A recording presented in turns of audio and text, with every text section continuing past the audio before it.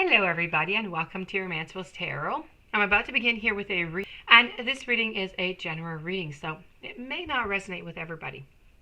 So please do take whatever resonates with you and leave the rest aside. If it doesn't feel like it makes any sense, it doesn't feel right with you, then most likely it is not right for you. That being said, if you would like to have your own personal reading, please do contact me at romancefulltarot@gmail.com. And it'll be my great pleasure to send you the necessary information on the different type of readings that I can offer you. Also, if you have not yet subscribed to the channel, please do take a brief pause, click on the subscribe button, and to show your support to myself and to the channel, and it would be greatly appreciated. So, with no further ado, we're going to begin this reading here. As I said, this reading is for the sign of Gemini. Why am I single? Let's go and find out. I'm using 3 different oracle decks. Let's flip these cards over. I have chaos and conflict. I have regeneration. I have the masks again, and voila. So we're going to begin over here with the chaos and conflict because that's what was meant to be. So let's just go over there. And voila. This is all about disarray. It's about being at cross purposes. It's about the tension of opposites. And it's really about the value of chaos before there is any order whatsoever. So I have to stay here, okay? Stubbornness is keeping you in a state of opposition. This is one of the reasons why you're single. The incessant need to be right will only serve to prolong the conflict that deep down you know you want to be resolved, no matter what that conflict is. This is an opportune moment to learn about your values, your sense of self, and what's really important to you. Now, some things are just non-negotiable. If that's true, it's not necessary to fight. Can you find a way through the stormy emotions to a higher ground? Soon the air will clear and you will be in a much better place than before.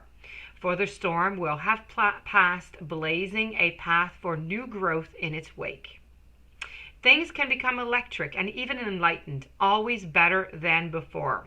But you have to use this time that you do have now constructively. So you have to work on being able to compromise is really what it is, okay? You have to be careful about all the chaos and always being right. That is not a good thing. Next, we have regeneration. So this is all about a rebirth, okay? This is a second chance, and this is also new opportunities. Now, second chances are available to you now. Whatever opportunities you thought were dead are now revived, and they're even more authentic, stronger form, okay? So what you perceived as a loss or failure into the past is now being replaced by something that is better, more powerful, that is growing in its place. So a brand new relationship that's going to be so much better than the last one. The rebirth is assured. Step into your new life. Destiny is being fulfilled in wondrous ways. Now, the world is based on connections and all different kinds of relationships. No matter what loss has occurred into the past or even now, death and endings are only illusions. There is life after death, love after loss, and in this moment you are radiating the regenerative life force energy that makes you irresistible to love in all forms. So now is the time when you will see the evidence of this emergence. Love is rising up to greet you, okay? So this is all about your rebirth from everything that you've grown into the past here. We're going to move over to the Oracle of Visions now. And this card is a very interesting card for you, and it kind of, both cards from the same deck came out, and they actually correlate quite a bit together. This is all about perspectives, and it's about point of views. So it really comes to touch with your chaos and conflict and always being right. It depends on your perspective. It depends on your point of view. I was once like you are now, and I know that it's not easy to be calm when you found something going on. But take your time. Think a lot. Why think of everything you've got? For you will still be here tomorrow, but your dreams may not. Okay? There may be no right and there may be no wrong. The view is the same, but the perception is different. fresh ideas and experiences, sharing the same eyes but a different vision. As we can see here, the two manifestations of the same person share a commonality. One from a fresh, eager innocence of youth, and the other from the calmer, sobering maturity of experience. Both are grasping the same mask in unison, and their destinies are intertwined and ultimately inseparable.